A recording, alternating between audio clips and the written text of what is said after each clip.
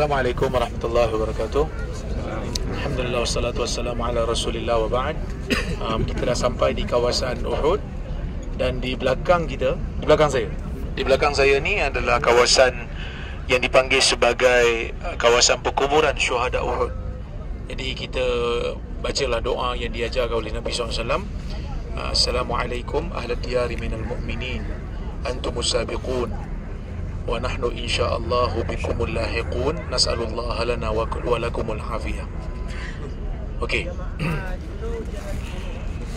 Belakang tuan-tuan adalah Bukit Uhud.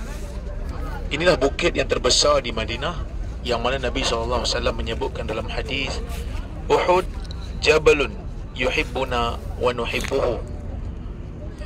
Uhud ialah bukit yang mana dia mengasihi kita dan kita mengasihi dia. Ulama berbeza pendapat tentang maksud hadis ni. Ada yang mengatakan memang Uhud ni mempunyai perasaan. Ada yang kata bukan Nabi maksudkan Uhud, tetapi orang yang berada di kawasan Uhud, iaitulah orang-orang Ansar. Apapun tafsirannya, tapi Nabi SAW sememangnya sangat terikat hatinya dengan Bukit Uhud. Bahkan dalam hadis, apabila Jabir bermusafir dengan Nabi SAW, dia mengatakan apabila Nabi bermusafir, bila Nabi ni berdekatan je dengan Madinah dan Nabi nampak Bukit Uhud, Nabi akan segerakan lajukan tunggangannya, kerana Nabi SAW rindu kepada Madinah lah. Okey, di sini ada satu peristiwa yang menyedihkan, satu peristiwa yang menyakitkan bagi orang Islam, tetapi mempunyai 1001 hikmah yang Allah Subhanahu Wa Taala takdirkan. Pada bulan Syawal tahun ketiga Hijrah, orang-orang Quraisy menghimpunkan kekuatan mereka, menghimpunkan orang-orang Arab dan kekuatan mereka yang diketuai oleh Abu Sufyan pada ketika itu. Mereka datang ke kawasan Madinah ini untuk repeat, untuk tuntut bela atas kematian tokoh-tokoh besar mereka dalam peperangan Badar. Dalam peperangan Badar, kita semua tahu, berlaku pada bulan Ramadan tahun kedua Hijrah. Orang-orang Islam yang mempunyai kekuatan yang sangat minima, bilangan yang sangat sedikit, 300 lebih, bertempur dengan satu gerombolan tentera yang melebihi 3 kali ganda daripada jumlah mereka dan kelengkapan yang sangat lengkap. Tetapi Allah Azza wa Jalla takdirkan orang-orang Islam menang. Beberapa orang di kalangan orang Quraisy telah pun tertawan dan ada yang terbunuh.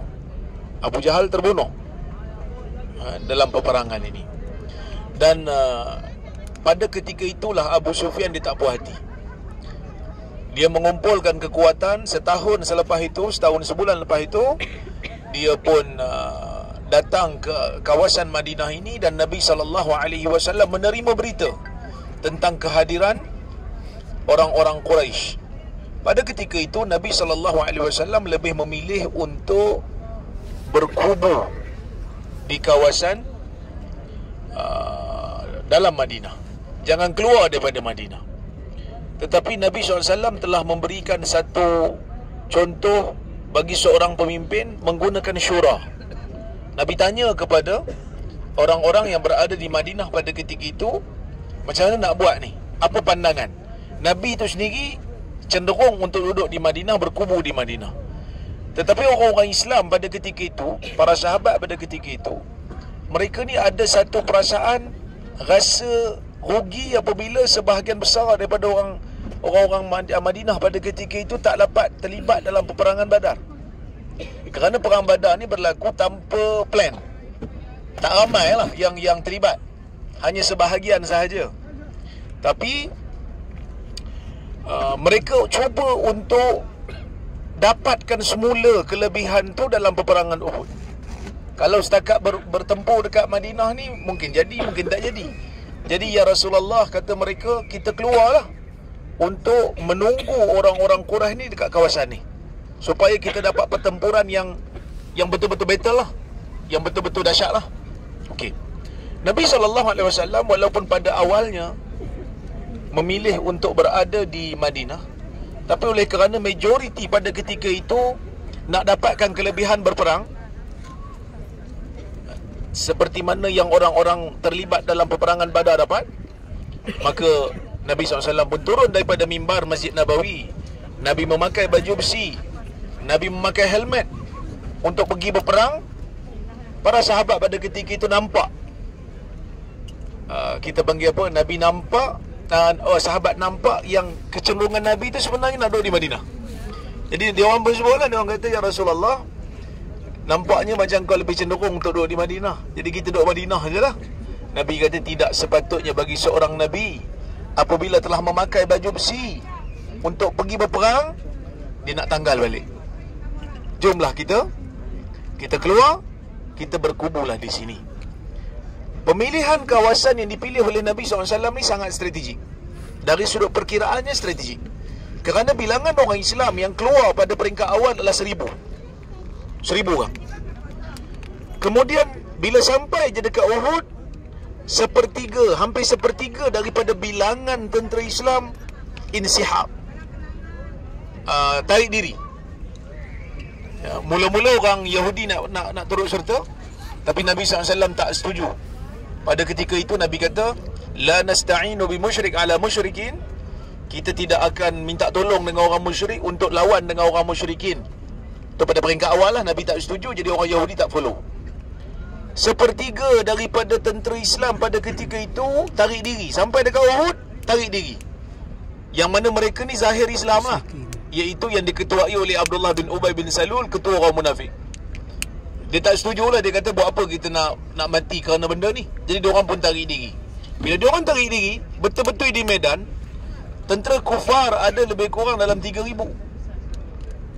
Tentera orang kafir, tentera Quraisy 3,000 lebih.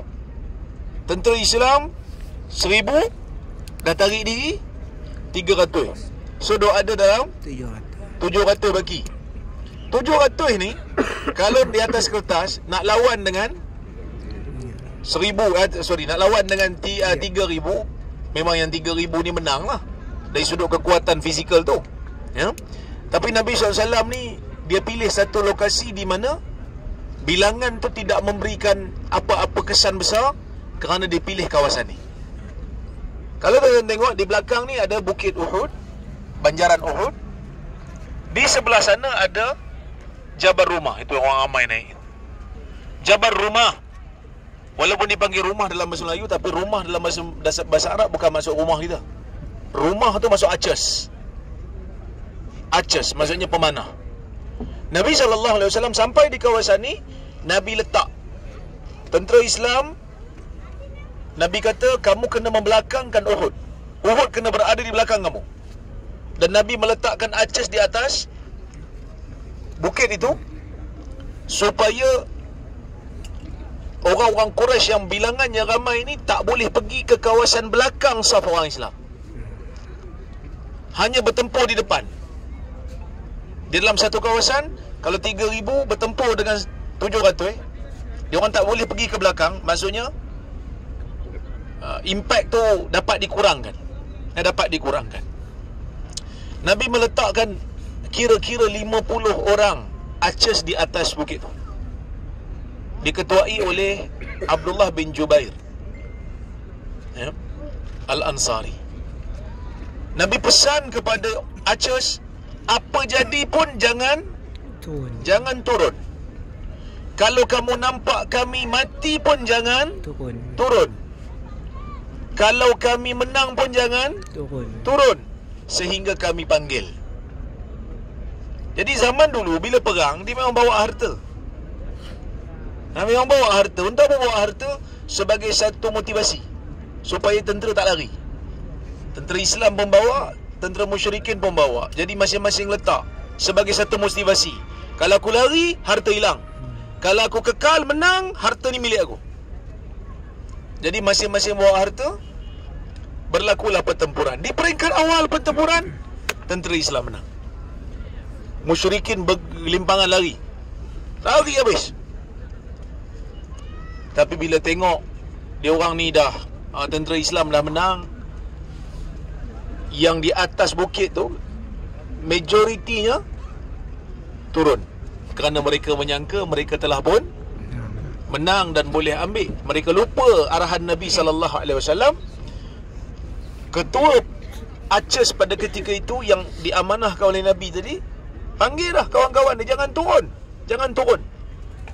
Jadi mereka turun. Bila mereka turun, Khalid bin Al-Walid patah balik. pada ketika itu yang masih belum Islam, lihat dia masa tu tunggang kuda, dia knight, dia mengetuai tentera berkuda. Dia tengok bukit tu dah jadi Kosong. lemah. Jadi dia pun pusingkan kuda dia, pusing masuk ke belakang saf orang Islam. Jadi serangan berlaku daripada depan dan daripada belakang.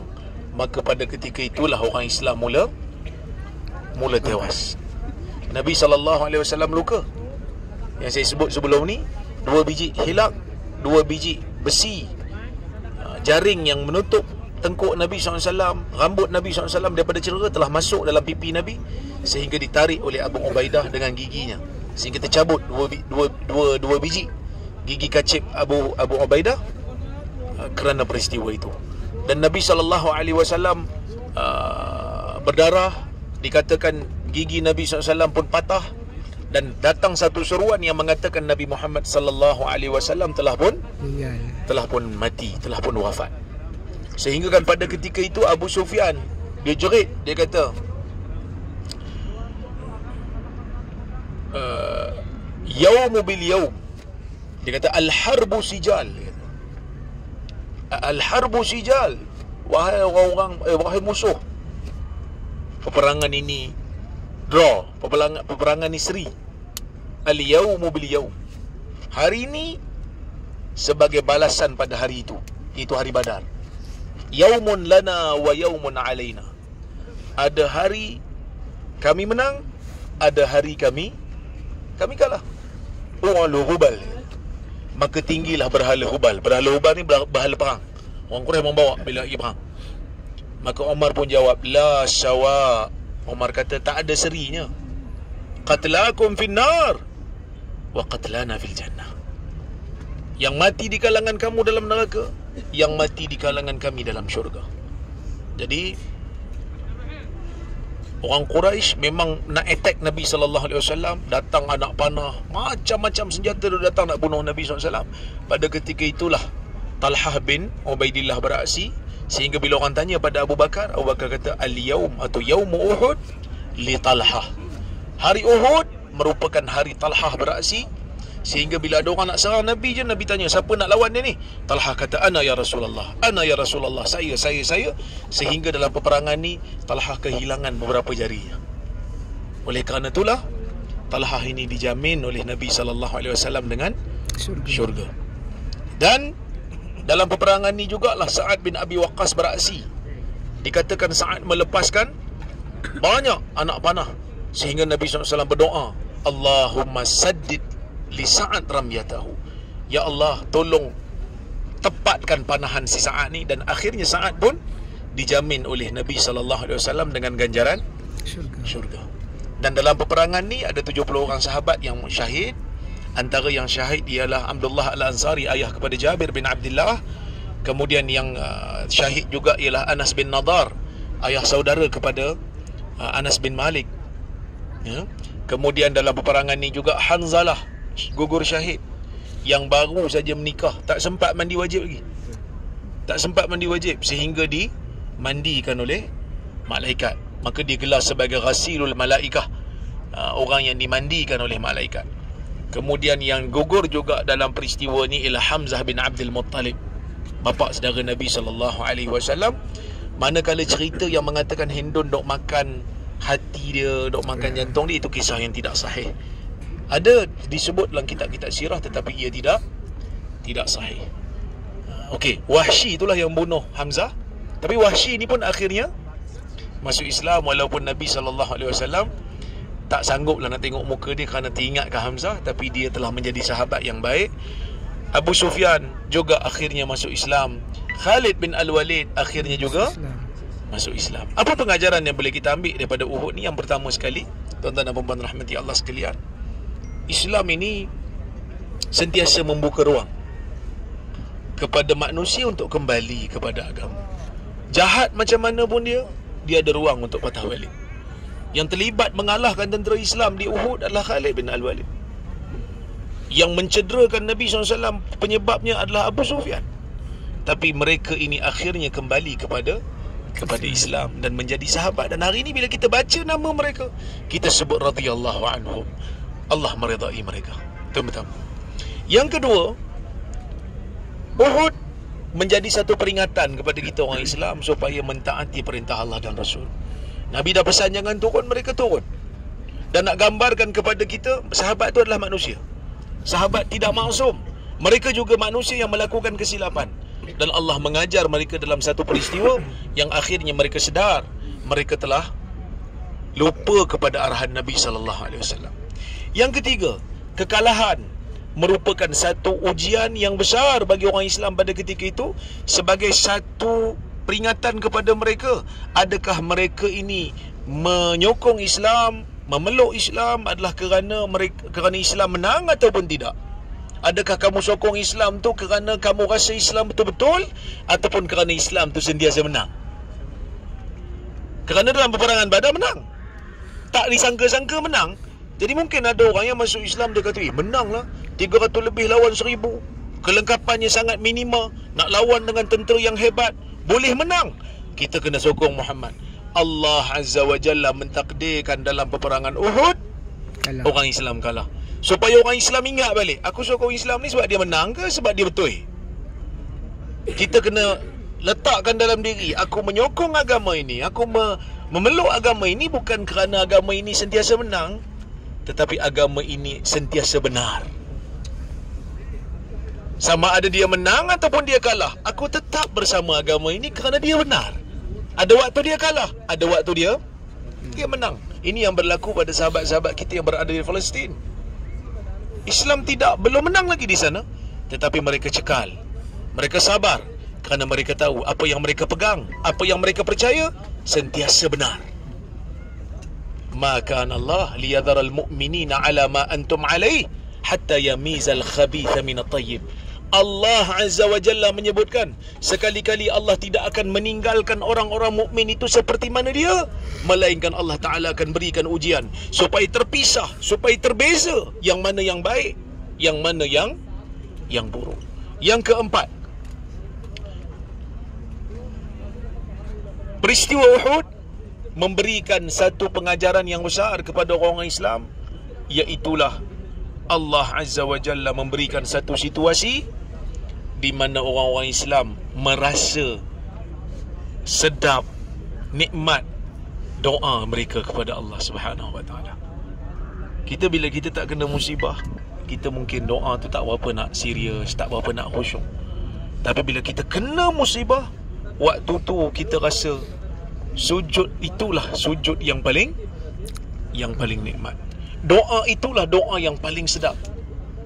Hari ni mungkin kita doa, kan? Kita doa. Kita tak pernah skip doa tu, insya-Allah. Dalam sehari kita mesti doa. Bila solat doa, ya Allah berikan aku hidayah, ya Allah ampunkan aku, ya Allah berikan aku rezeki, ya Allah berikan aku anak-anak yang baik. Tapi bila mana Allah memberikan kita musibah, memberikan kita kesempitan, pada ketika itu kita akan rasa doa tu sangat nikmat, kan? Sangat-sangat nikmat. Kalau boleh tak nak angkat kepala daripada sujud, kerana kita tak puas lagi berdoa kepada Allah. Jadi ini di antara hikmah yang Allah Subhanahu wa taala berikan kepada mereka yang tewas di dalam peperangan Uhud. Dan insya-Allah jika ada kesempatan, kita tuan-tuan boleh baca dalam kitab Zadul Ma'ad karya Ibn Qayyim, dah ada diterjemahkan dalam bahasa Melayu. Kau tak silap lah, kau tak Melayu Indonesia. Dia bahas tentang peristiwa peperangan Uhud dan dia bahas tentang hikmah, pengajaran, faedah yang boleh didapati daripada peristiwa ini. Wallahu alam. Mudah-mudahan ada kebaikan. Jadi saya rasa sampai di sini insya-Allah berakhirlah tugas saya sebagai pembimbing jemaah umrah bagi MKM 2022. InsyaAllah jika ada 2023 sorry. InsyaAllah jika ada kesempatan kita bertemu lagi. Saya mohon maaf kalau ada di mana-mana kecuaian, kalau ada di mana-mana perkara yang tak sepatutnya saya buat. Saya mohon maaf. Mohon untuk dihalalkan apa yang tidak disengajakan. Mudah-mudahan kita bertemu lagi. Nombor saya ada dalam grup tu. Nanti tuan-tuan boleh save lah, insyaAllah. Nanti kalau jumpa saya di Malaysia, boleh tegur. Kalau nak jumpa dengan saya lebih kerap, boleh datang ke Perlis. Syekh Kamaru dia satu karya dengan saya, selalu jumpa kat masjid kan. Yang lain-lain ni datanglah ke Perlis, terutamanya pada pekan-pekan sunnah nanti, insyaAllah. Okay. Sebab esok kita, jadual kita agak free and easy. Kita bagi ruang untuk sahabat-sahabat, tuan-tuan dan perempuan untuk shopping, bagi melengkapkan perjalanan umrah. Sebab kita faham ada juga jemaah-jemaah yang kata program ni terlalu padat. Dia kata terlalu padat sangat. Jadi esok kita bagi ruang untuk semua shopping. Sebab lusa dah nak bergerak balik kan. 20 apa balik? 26.